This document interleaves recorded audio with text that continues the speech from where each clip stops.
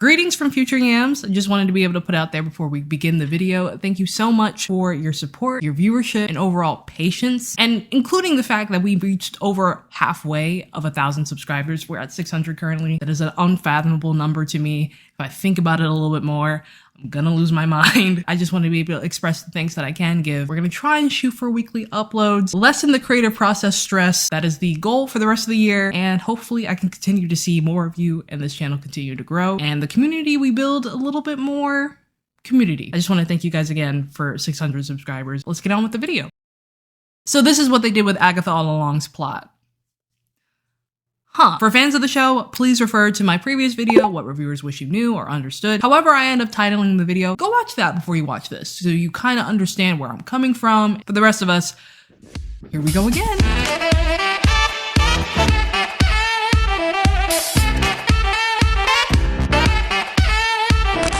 Greetings and salutations. Today we're going to be talking about Ironheart, which is Marvel's latest miniseries featuring 6 episodes with a character known as Riri Williams. The premise? Genius teenager inventor Riri Williams creates the most advanced suit of armor since Iron Man. Tony Stark was able to build this in a cave with a box of scrap. We can get into my initial thoughts of the show, which held no expectations. I had no idea what the show was going to be about other than this girl trying to build a suit, or she already built it, she's using it, and she's going to maybe do some hero stuff. The hate for this show was months in advance. People were way ahead of the game than most reviewers at this point, because they knew that a show like this was going to make the biggest mistake, and that mistake being comparing her to Iron Man in a fight that Marvel was not going to win. As an Iron Man fan, I already know that this character is not going to match up. But my expectations is not for her to fill the shoes of Iron Man, it's more so to... Hi there, Editing Yams here. Just wanted to cut in real quick and make it abundantly clear that I feel like no one was expecting Ironheart to be a 1-of-1 ratio to Iron Man. The problem comes from the fact that Marvel keeps using the same personality adjectives to describe everyone across the board. Everyone's a genius. Everyone's ambitious. Everyone's tech smart and snarky. Everyone is a bit morally gray or starts with a negative arc and turns into a positive one. It just feels like we keep playing with the same materials in the sandbox, and Tony Stark is constantly in their shadow. So my thing is, yes, the difference between them is the stories coming up, and you can make that even more so affect their character, but the expectation now becomes that, oh, well, let's just hopefully she's going to be exactly like Tony Stark because that's literally her character. But when she's not even able to do that and she becomes the most unlikable character in the comics from what I hear, and even in this show, why would anyone expect her to do anything different? And from there, we will get into spoilers of the show Ironheart. So if you're not interested in hearing about spoilers, go ahead, feel free to watch the show yourself, experience it for all it has to offer, and then come back and we can talk about it. The show is so short that I think everything I discussed is going to cover all my bases. One of the things that rubbed me the wrong way about Marvel's approach towards minor characters or even smaller low-level characters is that they will just make a mini-series about everything. You have a mini-series about how the show was made. You have a mini-series about a character that no one was really concerned about or wanted to really be involved in, but we have them here. And it's just the worst structure to any kind of content that I've seen since TikToks. It just feels like one big middle finger to the audience, because movies you can skip and kind of walk away with general disappointment if you've seen it. But a show, you're investing hours of your time and you're already paying an outrageous price for their streaming services, so you might as well watch the stuff that they put out, whether it's good or not. And they will cheat you out of your time every single time because you're in that cycle of, well, I paid for the streaming service. Well, I might as well watch whatever they have and put out on here. Oh, well, you know, I wasted my time, 6 hours of it for a show that represents a character in the worst version possible. Mind you, with these mini-series, the most they'll do is connect a very tiny aspect of it to make it somewhat worth your time into one lesser MCU film. But even after that point, you're just thinking, when is this character ever going to come up again? Like Ironheart in Black Panther 2 was unnecessary, just so that way we could establish that she has her own show and she's kind of important, I guess. I also find it very interesting, and I don't know if any other reviewer has acknowledged this, but Ryan Coogler is at the center of every single project, and he's not even the main person writing these projects. Firstly, he is one of 7 names that are known as the executive producers, and he's one of the very last ones that they mentioned. It's just very interesting to me. We don't want to give anyone else a shot, so that way we're shifting the blame from the writers and the actual producers that are behind this. So is it really him doing things that we're seeing in the show? I don't know if Ryan Coogler is just wanting to be a part of these creative projects and just letting Disney put his name on everything. We have other MCU projects that are run by different heads and different people at all times. It's constantly shifting. We always hear about a director that is dropping out and being put back onto a specific project. And continuing off of that, I can at least give the show some credit. It looks like they learned from some of their mistakes from She-Hulk, where She-Hulk came out the gate saying that she was infinitely better than Banner. And that didn't go very well. Although I'm going to have to scale that back a bit because you can't blame people when one of the only 2 iterations of the Iron People is the most unlikable and worst version of the character. An actual positive of this show, the magic is actually displayed way better than in Agatha all along. I actually liked Zelma, even though she's a bit of a Mary Sue situation. I just felt more engaged and interested in what her role was in the show. For one, Ironheart's suit is essentially made with magic and tech in combination. Even that is played off like it's just thrown in simply because Mephisto needs to be introduced. That's one of the main problems with this show. The premise of it is so disjointed because it's mixing in so many different subplots and it's presenting it in the most boring way possible. In this plot cocktail, we have magic, a friends to lovers subplot, maybe tech innovation, grief, we have a villain arc, and a heist plot that's not even a heist plot. This is maybe 30% of the reason why this show is bad. Riri Williams is at the center of all of this conflict that is going on with these themes. This show continually tries to label this character as a genius or a hero with a morally gray start, but it never earns any of those titles during the entire time you're watching this character. I was making a checklist of the things that the show inherently has done, and that to me signals how this is going to go going forward. Number 1 on this checklist is awkward, stilted, modern lingo. So obviously people over the age of 40 are making teenagers talk like, yeah,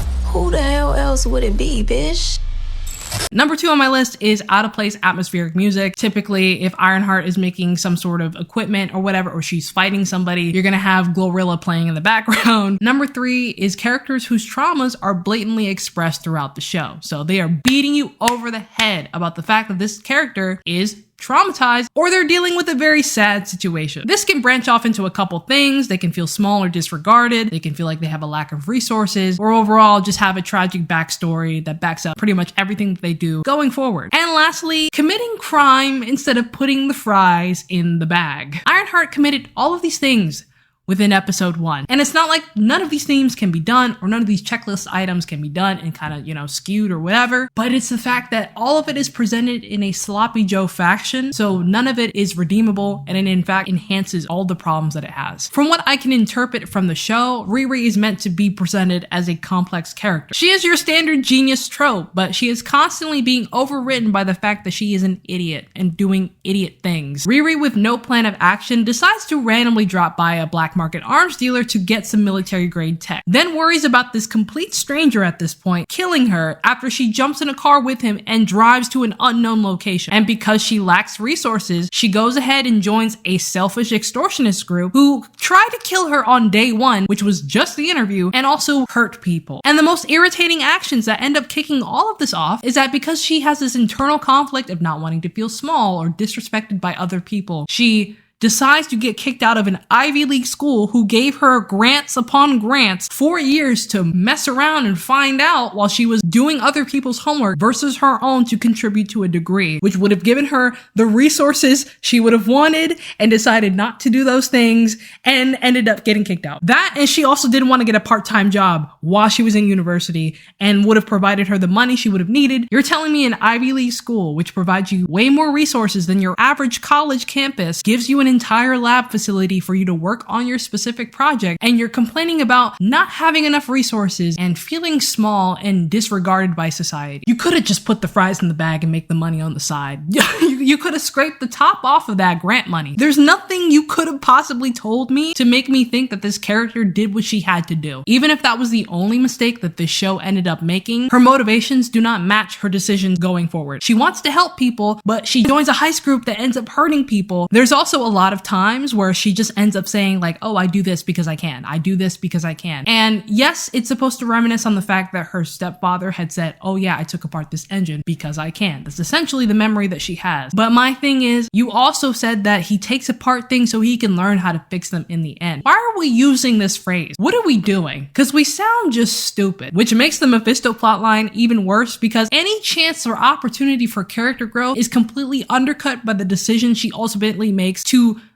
not unalive, undead her friend because she's still stubborn. She is still selfish by the end of the show from when she started. I'm even more mad that she decided to choose her best friend over her stepfather, who essentially wanted her to be able to do the things that she wanted to do. Honestly, I'm surprised that her stepfather wasn't even in consideration of bringing him back from the dead versus her best friend, because I figure all the memories that she had with him, like all this stuff that we kept bringing up, why wouldn't we? As for other characters in this show, they are simply other characters in this show. They exist for Riri, not with her. They are only here to affirm what you need to know about this character. And you also don't care because she doesn't care. Her mom, the emotional set piece, and the roof under her head. Xavier's just the person that comes up and the first things out of his mouth is, remember when we used to do this? Remember when this happened? And tells you about this trauma-specific event that happened. And he's also supposed to be best friend / love interest. All he's doing is waiting for the protagonist to come and interact with him. The character's not doing anything else. Has no other life outside of Riri. Natalie, who's Xavier's sister and Riri's best friend who passed away during a drive-by, she's just kind of there. She's an AI plot that was interesting, which, you know, in a time of AI, that would have been a super interesting topic to explore. She can only go as far as Riri allows because Riri will just use her for certain things that she needs to get done and then get mad all of a sudden because, oh, you're my dead best friend who's AI that I created and we don't know how we created this thing that came from our brainwaves. Like,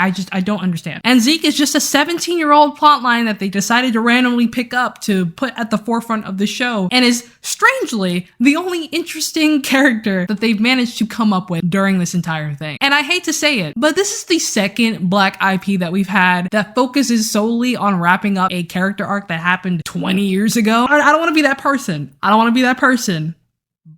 But it looks a little fishy. Anthony Ramos as a villain just brings Broadway level dramatics for me, and it just doesn't work. His character basically operates as eye candy and the least intimidating villain you've ever seen. Not to say that Anthony Ramos is untalented. He did fine in Rise of Beasts. He did fine in, what's that one with I think it was another musical. I'm thinking of another musical.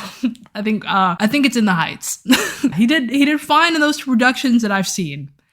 And nothing else. All I can say, this production did him dirty because that costume and the tone of this character just feels like he's waiting for the dress rehearsals of Hamilton. Mephisto falls in the same category and has the same issues. I just don't really care to get too into it because it irritates me. We're in with the curly-haired men. And don't let the amount of characters fool you. All of them are here simply to reaffirm and tell us what Riri is instead of showing us what kind of person she is. I don't think we should define what a good person is. You're not bad, you're just smart.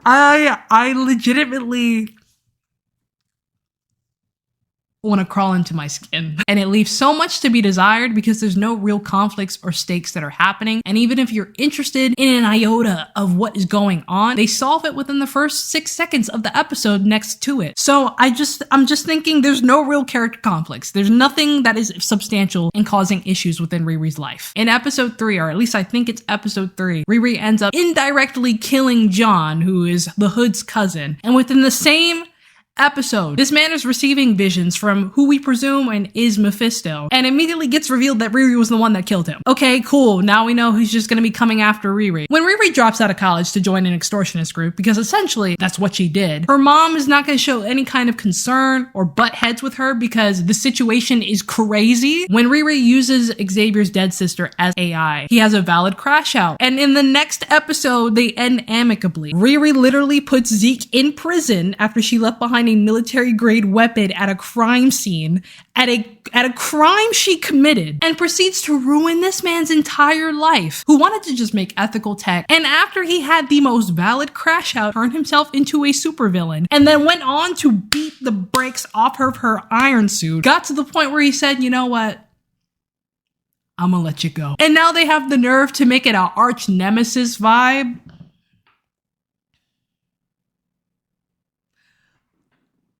What are we doing? She's not a good person. She's not a good person. She's not a good person. She's not a hero. She's not a hero. There's a lot going on and happening in the show, but it's to the show's detriment as well as the characters. The show is still boring because the writing is more focused on Riri building a better suit like a Build-A-Bear and advancing the Mephisto thread that should have been done in Agatha all along. It still just baffles me that she decided to drop out of college, essentially, and join an extortionist group that's not a heist group because there's a difference between the Horsemen and these people. This team that we end up stuck with for the 6 episodes lacks any kind of credibility. They don't need her. They already have a tech wizard that essentially does everything. We have another Shuri situation on our hands, which her saying that she started the Wakanda conflict, I seem to recall a certain water creature demographic coming up from the Wakanda waters. I don't know what you're talking about. Secondly, they're not a heist group. They're just a bunch of extortionists running around with Google Doc contracts that they made, dry begging for jobs. That is essentially what they're doing. And also, they're easily recognizable. How the cops haven't come and collected them baffles me. There's no masks. There's no logic. What are we doing? They're not even trying to hide. And honestly, when you pile up the problems that are already here with the show, when you're looking at things like CGI, visual tones, or the title card, you honestly just think like, you know what, this is the least of the show's problems compared to everything else that's going on. This was a huge missed opportunity to create a real character arc and turn around the whole idea that miniseries for Disney sucks, because the entire time while they're trying to create a negative to positive arc,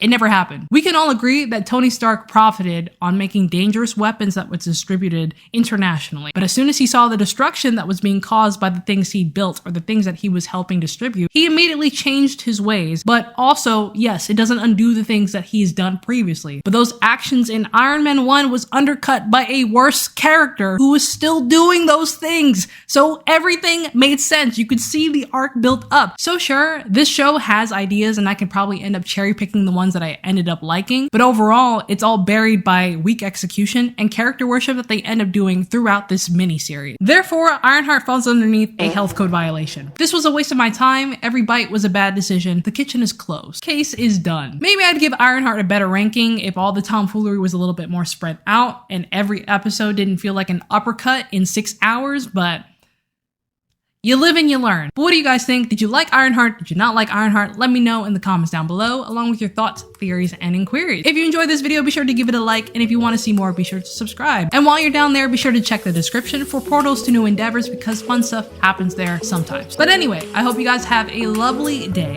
and I'll see you guys on the flip side. Bye.